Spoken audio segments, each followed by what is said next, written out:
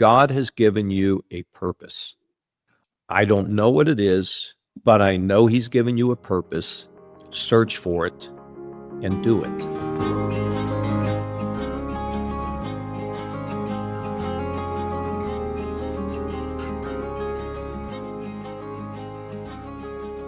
If I think about the most often asked questions that I get right now, one of them from you is, well, what can I do? You look around the situation in your community or your country or in the world, and you just say, well, yeah, but what can one person do, or what can one church do, or what can one even community do when everything seems to be so big and overwhelming? And that's why I wanted to talk to our next guest today. Governor John Kasich was governor of Ohio from 2011 to 2019. Before that, he was a member of Congress. He was chairman of the Congressional House Budget Committee. He introduced and passed the Personal Responsibility and Work Opportunity Act, which was one of the most significant laws passed during the Clinton administration. Following the time in the House, he hosted Heartland with John Kasich on Fox News from 2001 to 2007, and he ran for president of the United States in 2016. And so here we are in 2025 talking about these issues of, is there anything, in fact, that you can do? And that's because he has a new book out. A lot of times when a political leader puts out a book, it's the genre people joke about, if only they'd listen to me, kind of a way of boasting about one's accomplishments while negating criticisms. We've seen that 1,000 times. That's not what this book is. This book is about those practical steps that people of faith particularly can take when it comes to times like these. Governor Kasich, thanks for being here today. Russell, thank you. I'm glad to be with you. I'm an admirer, Russell, I have to say. I'm an admirer of yours because I think you got guts and courage and you were willing to put things on the line. And as I mentioned just before we came on, I wrote this book about the power of faith communities because this all started, Russell, when you told me that pastors were under so much pressure to put politics in the pulpit, and that disturbed me a great deal. And you might recall, you were in the group. I tried to gather theologians, including people like N.T. Wright and Os Guinness, and I couldn't get you guys to agree with a sentence, let alone a whole statement of what it meant to be a person of faith. So my friend said, why don't you write your own book? And so that's where this book came from. But if I had not heard that from you, I don't know that I would have ever written the book. So any blame or credit goes to you. Well, one of the things that's really interesting is that you have served on in multiple different sides of a lot of these things. You've been the political leader. You've been the one driving the actions. You've kind of seen every aspect of this. How as somebody who has been in political life, when somebody says, if I'm a religious person and I start to get involved in something, am I just going to be used? How do they know if they're being used by a politician or if they're just genuinely cooperating for the public good? Well, I guess I would say, Russell, it's not just could I be used by somebody in politics, but it could be used by people anywhere. So yeah. I think we have to be, look, it's for building the greater good, the greater kingdom, right? I mean, it's like, how do you know if somebody is a person of faith, or you got somebody claiming things out here? Well, if it doesn't sort of compute with what we know in the scriptures, then we know it's out of bounds. And so in my work, I want to work with anybody who wants to do something that's constructive. And I'm pretty tough though, Russell, if somebody doesn't have character. Somebody asked me the other day, how do you decide who you're for in anything? I said, I look for people with character. If they have character, I gravitate towards them. I don't care about all the issues or all the politics. If they have character, the rest will take care of itself. So and look, I'm not the greatest character in the world. I mean, who is? I'm a hypocrite, right? We all are. We're fallen. hopefully we're forgiven. I've been involved in so many different things, writing books, speaking, television. As you know, you mentioned I was at Fox News. I also had a stint at CNN. I'm also at MSNBC. I just do my thing. And if people let me do my thing, that's great. And I've never had any trouble with that. The political stuff and business, I've been on boards of companies. I just try to orient myself towards building something better. That's kind of the way I think about things. And anybody wants to join me in that, I'm all for. I mean, I can think about situations you have been in. You were in the House of Representatives during the Newt Gingrich, Bill Clinton wars of the 1990s. You have actually been on the debate stage debating Donald Trump. Right. How? Multiple times. How do you keep from getting this attitude that I think a lot of people have of cynicism right now? Because I think there are a lot of people who think, everybody is really motivated by the worst instincts. So that means if I'm not, then I'm a chump. Well, Russell, that's a really interesting question because, I've always sort of cut my own path. I'm a Republican, but it was always my vehicle and never my master. And so what do I think of politics today? I think it's terrible. But I think there's a lot of things in our society that aren't very good because people are just taking care of themselves and they're not thinking about the greater good. And I sometimes wonder, Russell, when I look at the attention that's been given to this Pope, that this may represent something. I don't know how the Lord is going to make it work, but I do think we need somewhat of a revival so people begin to respect one another. We're all made in the image of the Lord, that we need to be constructive. We can't just worry about ourselves.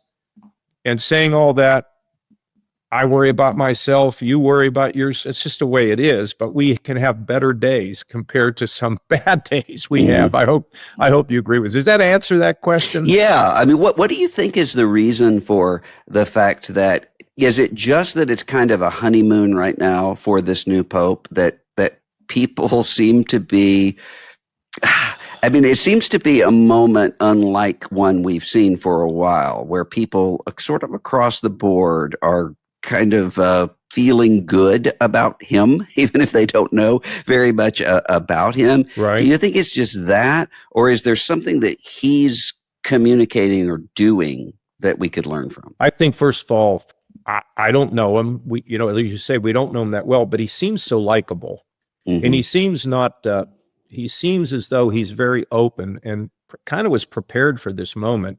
But secondly, I think it's kindness. That's what I think it is. I think we see things in our society that doesn't represent kindness, and we see people, getting angry. But at the end, I think we like kindness.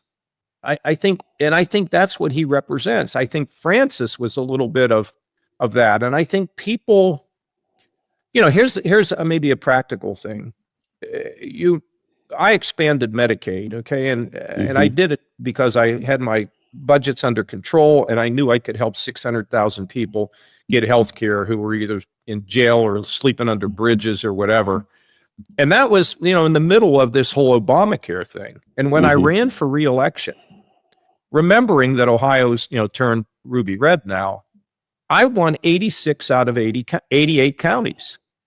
Now, that's pretty stunning. And I did it not just with financial acumen, but also we cannot let people live in the shadows.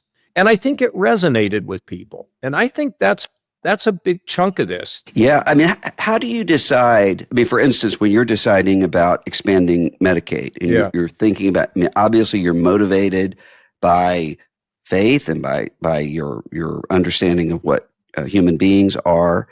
And then you think, how do I translate that into policy?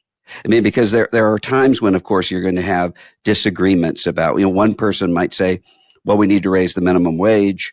And another person says, well, if we raise the minimum wage, it's gonna decrease jobs. So there's that prudential sort of back and forth. Well, I'll give you a good one. It was insurance for the autistic. Parents couldn't get the ABB insurance that they needed. And people were saying, well, all the small businesses were going to go under. And I thought about it and I said, no, we're going to do that. And it's just worked out perfectly. It was a matter of what's the right thing to do. I can help over 500,000 people get something they desperately need, which is healthcare. And so it was a pretty easy decision. It was hard to get it there, to get it enacted, but I'm thrilled that I did it. But at the same time, I'm also balancing budgets and providing surpluses and cutting taxes. And it's just a mixture of what you do to be a good leader, to allow people to rise. And look, it goes without saying, I had a great team of people. And the ones that worked with me in politics always knew we weren't playing games. Politics just don't care about it. Yeah. You know, I mean, it's just the way it goes. And so when I look at people today who are unwilling to take these risks, it discourages me. But I think at some point you will begin to see people do it. And a lot of that comes from faith. Mm-hmm. What is it I'm afraid of? You know, I answer to a higher power. I don't answer to the guy sitting next to me. I mean, I have to understand what he wants, but to me, it's the higher power. It's my God, it's my family, and it's my friends, period. That's kind of the way it goes. Even today, in the stuff I do in business or whatever I'm doing. Think about just a matter of 15, 20 years ago. We had the beginnings of PEPFAR program, which has saved millions of lives in Africa. Initiated in a couple of surprising places. My friend Mike Gerson, a Wheaton College grad, really motivated by what he had been reading from the abolitionists onward, really pushed for that program. He had figures such as Bono coming in and really working to get that going as well. A lot of people say we're in kind of a vibe shift now. I mean, PEPFAR is being just done away with, USAID done away with. And the sense that you can have people who are applying their faith in terms of policy compassionately, that's so outdated, some people would say. We're now in a place of hardball cruelty. Is that vibe shift real, or is that temporary in America? I think it's probably temporary. Let me just talk about that, because I was involved in the early stages with Bono and Bobby Shriver on debt relief to Africa. And I can remember the speech that I delivered on the House floor, and I said, when B-2 bombers are flying over an Alaskan village and the men are out there shaking their fists at us, the women come out and say, hey, listen, you can say what you want to say about the Americans, but they vaccinated my kids. And we were able to get the debt relief through, and we were helped by, believe it or not, Jesse Helms. Mm-hmm. And it was that led to the PEPFAR. And it's been a fantastic program. And I say that between Bono and Bobby Shriver and the Bush people, you know, kind of adopted it and then promoted it. You know, there've been millions of lives that have been saved. And now we're like, oh, we're America. We're suckers. We've been paying for all this stuff. It's like when I look at some of my friends who are angry now, and I say, why are you angry? You've got great kids. You have wealth, you got a couple homes, and you're angry. What is it? What are you mad about? You know? Yeah. Well, you know, these people are freeloaders. And I'm like, oh, really? I mean, I don't kind of get that. I don't get it, you know, but when people are hurting, help them. A friend of mine once told me, he said, you know, we were voting on something around food stamps. And he was voting different than I was. I said, why are you voting that way? He says, well, my dad always said, when they're hungry, feed them. And Russell, you know, this book is what I did with this book, which really shows a number of examples of people who had a dream and a hope, and they were able to go to a faith institution, which then gave them some support, material support, psychological support. It allowed them to have their own clubhouse for positive change based on faith principles. I am hoping this ignites over time. This gives people a sense of what I can do, how I can live my dreams, how I can have my faith institution have a dramatic and real purpose, in my life. What do you think is the difference with these people that you look at in this book? I think there are a lot of people who, when they look at everything that is wrong, they just assume, I mean, it's so big and it's so overwhelming. Where could you even start that would even really do anything? And I think that may be even more the case when you're looking at the way people are talking about the kinds of changes we're going to see over the next 5 to 10 years with AI and other things. It just seems really overwhelming. Yeah. Well, so how do these people, the way you see it, try to get over the overwhelmingness of it? And well, I love the question. Let me ask you this question, and our listeners. If the Secretary of State and your trash man went on vacation, who would you miss the most? And the fact of the matter is, everything comes from the bottom up. Yeah. The civil rights movement came from the bottom up. Women's rights came from the bottom up. And so when people say, I'm overwhelmed, I say, well, wait a minute. Why don't you engage in something that's right next to you, right in your community? Go and fix something. Because when you fix something, it creates a current that can change more than what you ever imagined. So I want to give you one recent example. There's a story in the book about a lady, Lisa Liberatore, in Long Island. She has an autistic son who's aging. She's aging. Where's he going to go? I can't take care of him. He's going to have to find a place. So she goes and works with her church and with other faith institutions, and she creates a group home, 3 of them. And I was repeating this story on CBN. The sound man, it turns out, lived in my own community. And he comes on after, he says, could you put me in touch with that lady? And I said, yeah, let me check. Yesterday, I saw her. They are now texting back and forth and emailing back and forth. And the 2 of them can huddle and then build a bigger group of people to start creating some group homes. Does that change the world? You better believe that changes the world. So when people say, well, I don't know, woe is me, what can I do? There's a lot you can do. My wife has a mission. She doesn't think of it as a mission. She visits, Russell, what she calls her olds. These are people who are older and lonely. And when she visits them, and she's a beautiful woman, they just love when she comes. She loves to be with them. She says the only problem is they're old. They get older and older, and then she loses them. But I mean, you don't have to feed 500,000 people a day like Hal Donaldson does, who started with nothing and a bag of groceries in the back of a pickup truck. God works miracles. Yeah. I mean, we just don't know what you can do, but don't sit back and give up. I mean, and you'll be changing hearts too. But each of these people that you look at had to decide at some point, here's where I start. Yeah. And I think there are a lot of people who are saying, I don't know where to start. It's probably something I should have put in the book. Look, the simple factor, it's like this lady I was talking about with the autistic son. I said, do you go to church?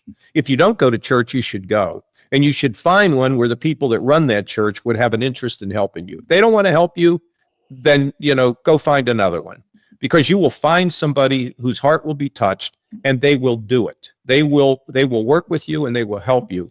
So whatever purpose you may have in mind, talk to the people that run your faith institution. If you don't have one, go get one. And that was another thing I wanted. I also wanted people to know, when you see a church, a synagogue, or a mosque, and I put them all in there, don't just kind of drive past it thinking, well, I don't know, rolling your eyes or whatever. Go in and see what they're doing, because great things can come from that. And so there's a church in Florida, another simple thing. I started going to this church. I love the minister. It turned out they got hit by a very bad hurricane. When I went there the first couple of times, they had a great church, and I enjoyed the building in itself. And when I went there the next time, they were having their services out on a porch. They had been devastated, so they had to rebuild the church. But in the same process of doing that, they said, "Well, we've got to still help our partners who are out there in the community." So they raised money to fix the church and get it back, which is now restored. And secondly, they're helping these partners they have, and they're matching money. And so you just give a little bit more money when you go to church. I mean, it's fantastic. It's built a community. We all want community. I think that's what the Pope does. He calls us to community. You know, you talk about in this book that it's not about heroes. And I do think that that's an obstacle sometimes to people, is they assume that it's only really heroic, especially gifted people who can lead changes like this. Russell, that are somehow outside the bounds. If I could just grab our listeners and look them in the eye and say, God has given you a purpose. I don't know what it is, but I know he's given you a purpose. Search for it and do it, whatever that purpose may be. If it's just to be kind to your neighbor, if it's whatever your purpose is, do it. You don't have to hit a home run with men on base. Just get up to the plate and swing.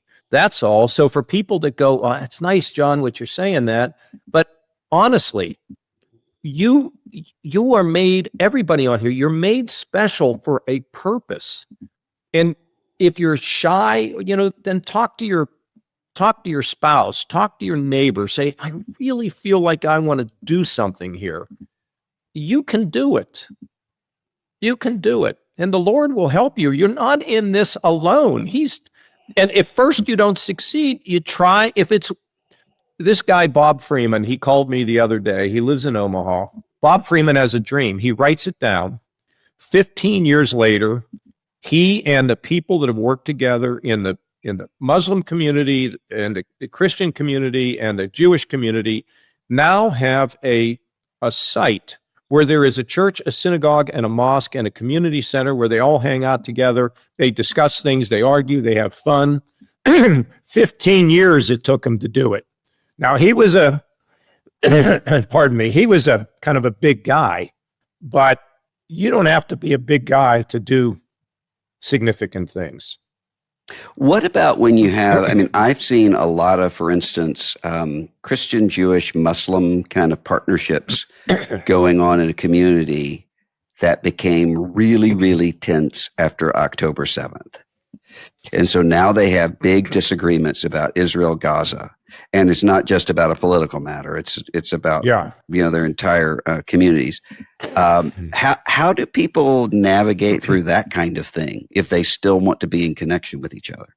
Once I get to know somebody, I can then have a legitimate, calm conversation about disagreements and still love the people that I disagree with and still care for them. I mean, the key is communication. But if you're going to communicate when you don't know somebody, it can tend to, get very heated. But if you know somebody, and this is part of the issue when you think about politics in Washington, when we used to hang out in the gym together, some of my best friends were just leftists, okay? Mm-hmm. But I like them very much because I know them as people. I respect their view. I don't agree with them, but we have a kind of a mutual admiration society and a deep friendship. And so if I'm in that tension between, and you're right, it's about civilization, I can have a conversation and with better understanding.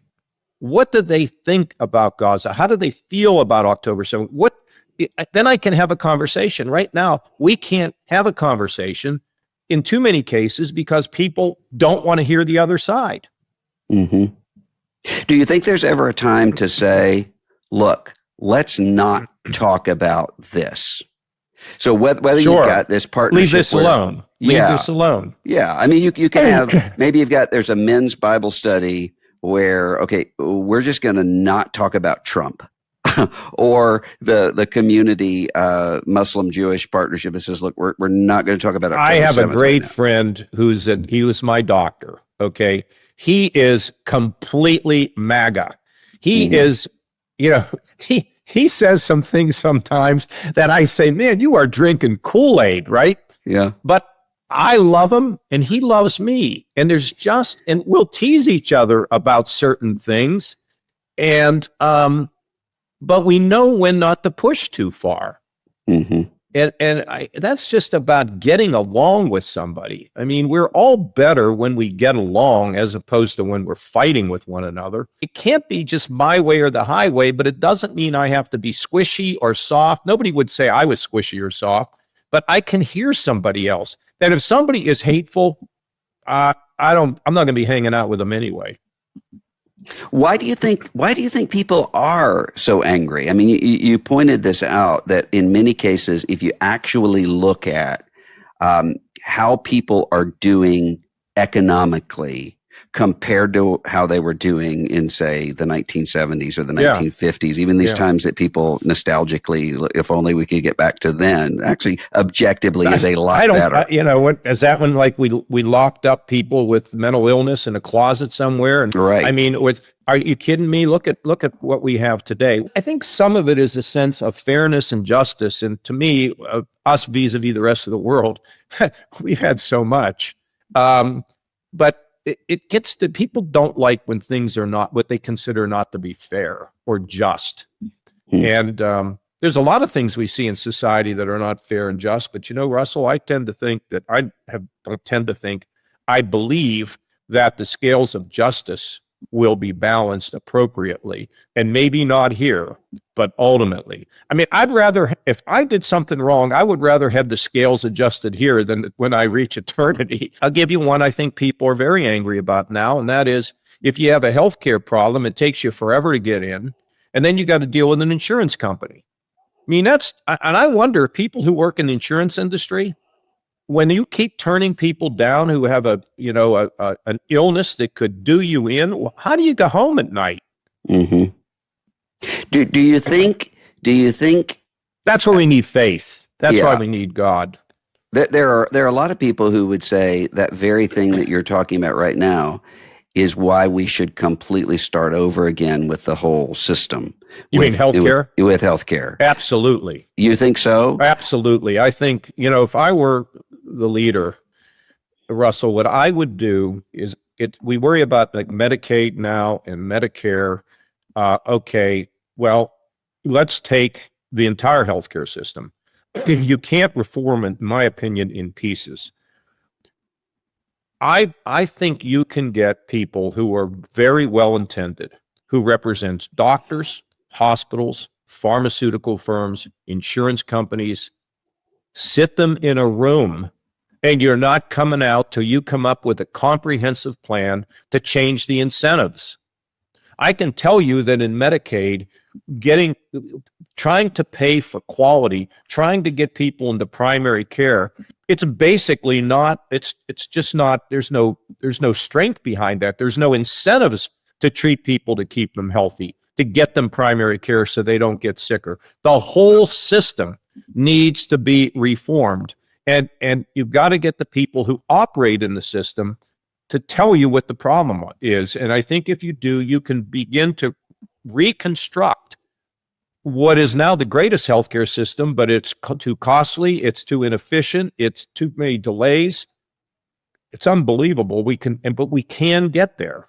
But the end result, you don't think would be a Scandinavian type national healthcare system, do you? No, I don't think we want it. That's not what we want. We want a private healthcare system.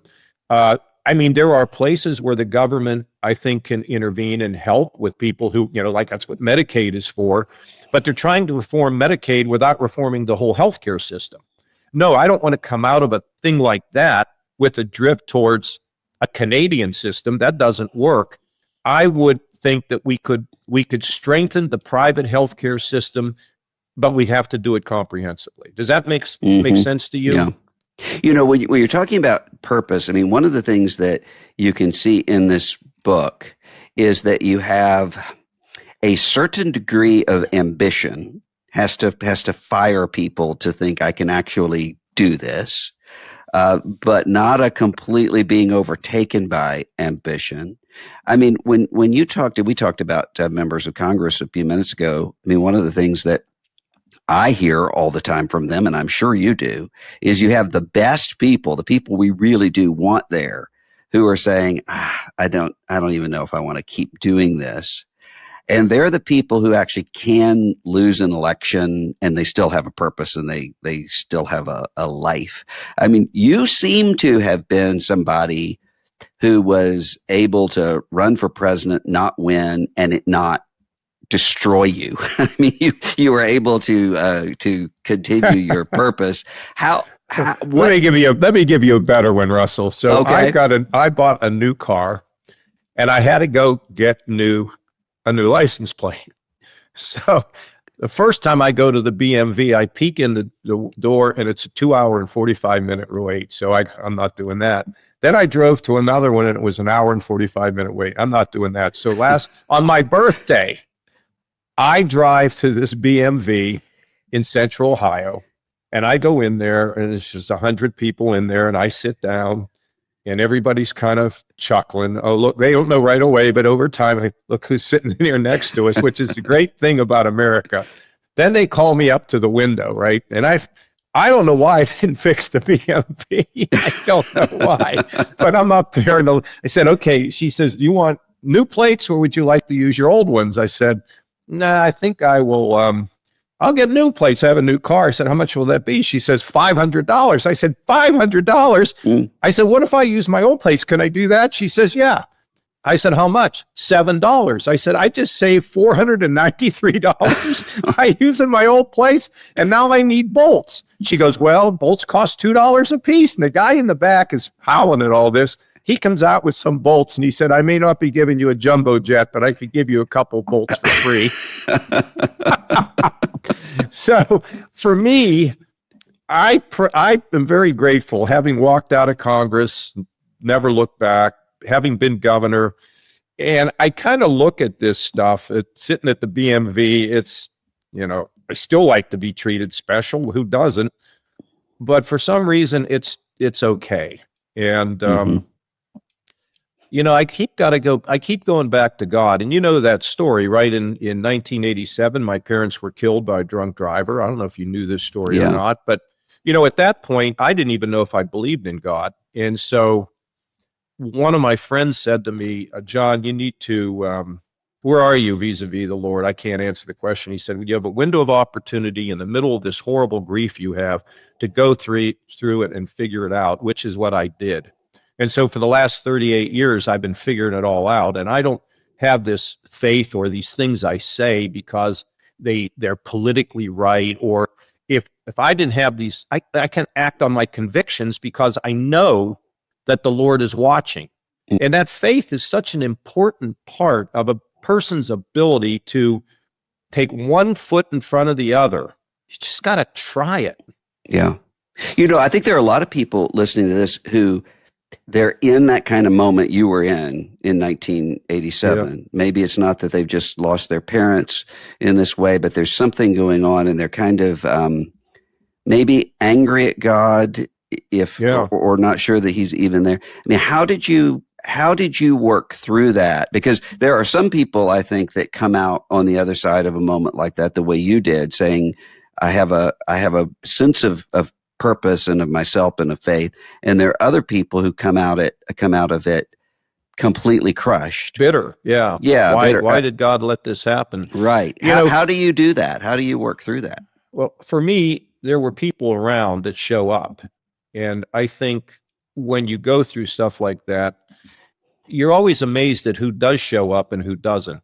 Mm-hmm. But there were people who showed up to kind of help me through it, to help me through my grief. And I think if we show up, if you're in that period and you're having grief or you're having loneliness, let some people know. For me, everybody kind of knew it was so devastating. I mean, I got a lot more help, I think, than my sister did. I don't know how it happened, but it worked out. And there's another thing, Russell. I've been reading this book called Our Heavenly Father. It's Sermons on the Lord's Prayer, written by Helmut Thielicke. I don't think you can even get the book anymore.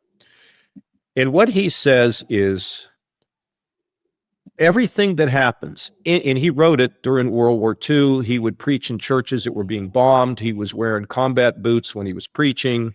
He was the real deal. He said, all things that happen pass through the Father's hands. And in one way or another, he bends those things for those who love the Lord to ultimately work out for the best for those who do love God. And many of the problems that we have today, we have massive cuts in the National Institutes of Health. Right. That's a man doing that. And if we're not doing that research and people are dying from cancer, is that God's fault? I don't think so. Yeah. It's what we do to one another.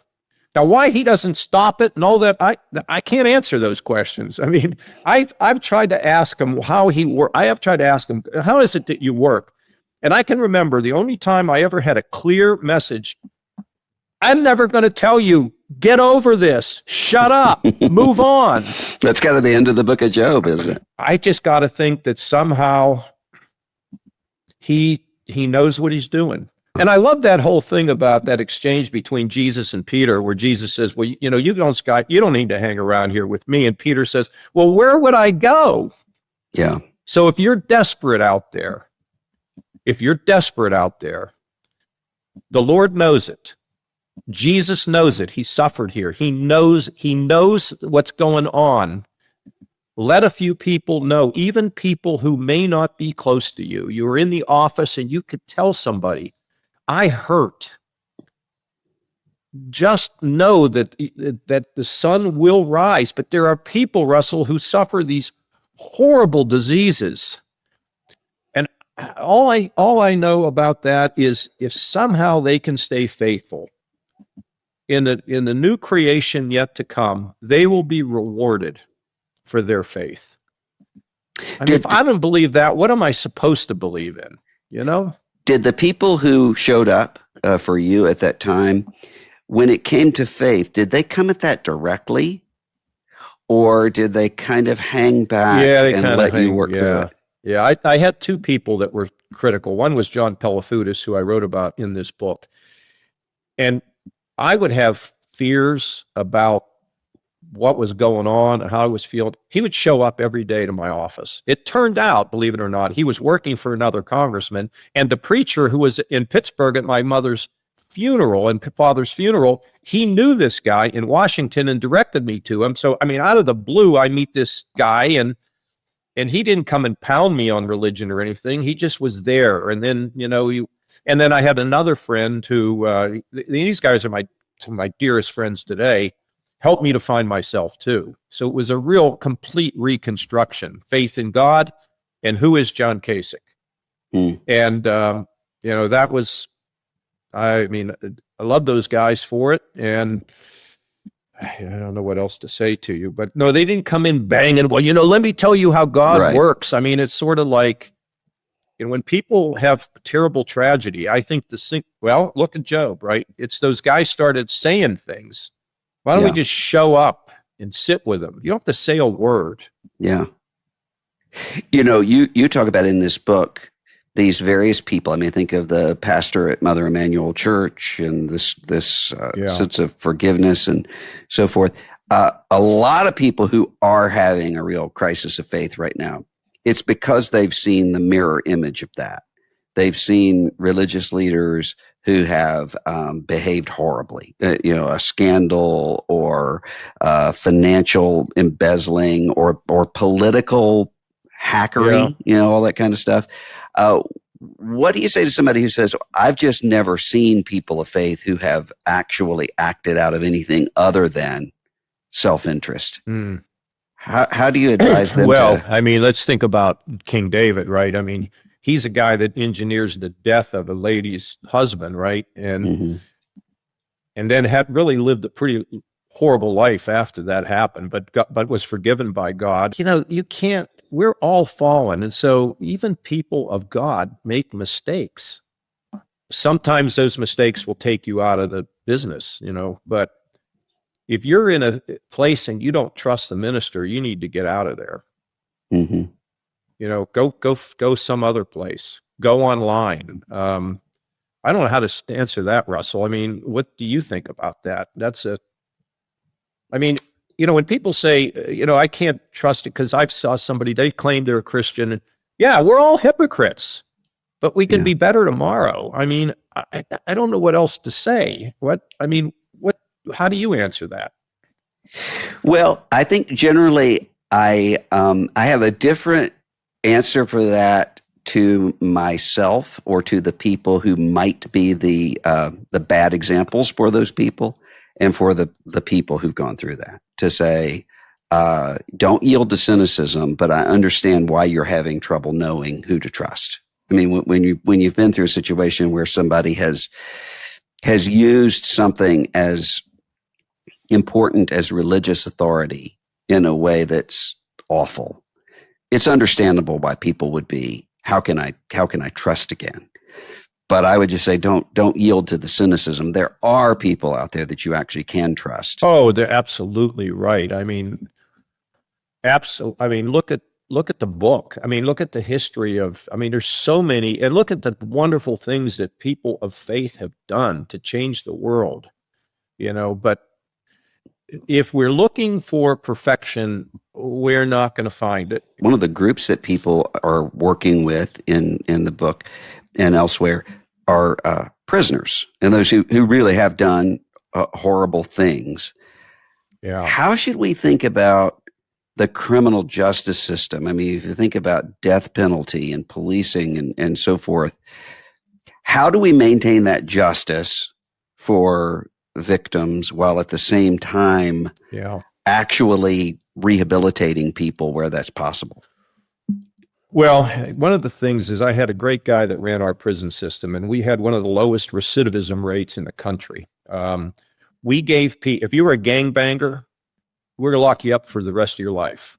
But if you made a mistake and you want to get better, and what did he do? He sent two things. He sent the prison ministry in. And secondly, he also gave them skills so that when they got out, they could find work. The other thing that I did is there's a thing where if you applied for a job, you would have to check that you had committed a crime. I banned the box. You ultimately would have to tell somebody what you had done, but I didn't want it to start out where you had no chance. So we changed that. That was a good thing. I've been asked to do a podcast with somebody in the Jimmy Carter family, I think, to talk about this issue. I mean, Russell, with the death penalty, and, I was somebody who had to decide it. And if I looked at a case where I thought there was one guy who had been beaten all of his lifetime as a kid. I gave him life in prison. I did not execute him. I didn't think that was the right justice. And so when it comes to this, yes, I want to give people another chance. They have to pay the penalty. Is there a possibility of redemption? There is. I guess what jumps into my mind right now is Jesus is hanging on a cross, and one guy had lived a terrible life, and he looked at Jesus and said, Jesus, remember me when you're in paradise. And I'm, basically he was confessing to Jesus, and Jesus forgave him. Mm-hmm. Yes, I think rehabilitation is possible, but let's not think we're living in some fantasy world here. We've got to be very serious, and we've got to be measured and tough about this, is my view. Some of us, Governor, are really worried about American constitutional order and the future of democracy and the potential of political violence, the potential of what happens if sometime this year the president defies a Supreme Court order. What happens to the constitutional order? I mean, do you think that the institutions and the structures are strong enough to withstand the kind of chaos we have going on right now? I do. I do believe the institutions, and I think the founders were geniuses, the way they put things together. And I think that the Supreme Court will be respected. You look at the surveys of people who say that, should they follow the court rulings, and the overwhelming, both Republicans and Democrats say yes. So I am very hopeful that these institutions will work. I'm not in a panic state. I think we'll make it. And if something happens that doesn't, then you and I will be figuring out what to do. In El Salvador, maybe. Yeah. Well, I wonder, Governor, as we go, if you were putting together a committee to sort of guide people through this very project of how faith communities can inspire hope, and you can choose 5 people, excluding Jesus, but 5 people from all of history to lead that effort, who would you put on that committee? 5 people who would do that. The one that always blows my mind is Ruth. She wouldn't leave her mother-in-law, right? And her selflessness to me was really, really inspiring. I guess I have to also say, I don't know how Mother Teresa was fetching babies out of dumpsters in India. Yeah. I mean, that's another one that would be remarkable. I have to think about. That should be one where you send me a question and say, think about this, so I can come up with a good answer. You do like Ruth. The other one I like is, who is the guy sitting at the gate? Mordecai. Mm-hmm. Mordecai. Russell, I built a Holocaust memorial on the grounds of our state house, the only one like it in the country. It's a permanent display. The guy that designed it is Daniel Libeskind, one of the great designers in the world. So this thing gets designed, but it's covered until we unveil it, and it's covered. And there's a guy who I'd known a long time.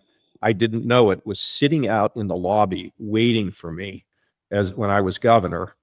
And I found out he was waiting out there, and I went out and I got him, and he said, I'm not leaving until you show me the memorial, because his father had been in a concentration camp. We went, we looked at it. He put his head in my chest and cried. And to this day, I call him Mordecai. Mordecai, who blew the whistle and stood up, and there's another one that inspires me. And how about old Daniel? I like Daniel because Daniel was a guy who knew when to pick his fights. Yeah, that's true. That's another good one. I'd have to I'll tell you somebody. Navalny. Mm-hmm. I don't know if you know much about him, but I read his book, and about all what he went through in Russia and what they did and how they murdered him. At the very end of the book, Russell, he writes, people want to know where I got my inspiration from. He says, I got my inspiration from Jesus Christ. You could have knocked me off my chair, because there had no hint of that throughout that entire book. There's a guy with great courage. I think Sharansky, who lives over in Israel. These are people that are just amazing people. But there's that poor woman living in El Salvador who's trying to take care of kids in the village, and gives everything up. I don't know if she exists, but I expect that she does. Yeah. They're so much greater than anything I could even hope to be. John Kasich, former governor of Ohio, who is the author of Heaven Help Us, How Faith Communities Inspire Hope, Strengthen Neighborhoods, and Build the Future. You want to check this book out, and it will help you to answer that question, what do I do and where do I start? Governor, thanks for being with me today. Let's catch up again soon. Can we, Russell? Absolutely. All right. Thank you, my friend.